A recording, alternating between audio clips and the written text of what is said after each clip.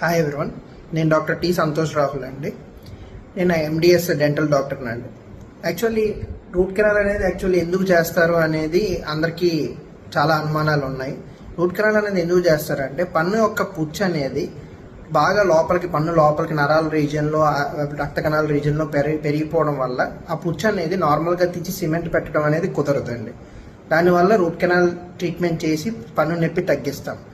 ఈ root canal treatment చేసే ప్రాసెస్లో లోపల ఉన్న రక్త కణాలు, నరాలు అన్నీ కూడా ఫైల్స్ అనే ఒక పరికరం ఉంటుందండి. Rotary files or hand files అన్నీ ఉంటాయండి. ఆ పరికరం తోటి లోపలంతా కూడా క్లీన్ చేసి లోపల ఒక మెటీరియల్ తోటి ఫిల్ చేస్తామండి. జీపీ కట్టపరిచ మెటీరియల్ తోటి ఫిల్ చేస్తామండి. ఈ రూట్ కెనాల్ చేసిన ప్రాసెస్ తర్వాత క్యాప్ అనేది కంపల్సరీ చేయించుకోవాల్సిన అవసరం వస్తుందండి. ఎందుకంటే రూట్ కెనాల్ చేసిన తర్వాత మనం తినే ఒత్తిడికి పన్ను బలహీనంగా ఉండడం వల్ల, రూట్ కెనాల్ చేసిన తర్వాత బలహీనంగా ఉండటం వల్ల పన్ను అనేది విరిగిపోయే అవకాశాలు ఎంతైనా ఉంటాయి. దానివల్ల మనం క్యాప్ అనేది కంపల్సరీగా పెట్టించుకుంటే మనం తినేటప్పుడు ఒత్తిడి పంటి మీద పడకుండా ఎముకలోకి మనం తినే ఒత్తిడి అంతా కూడా వెళ్తూ ఉంటుందండి.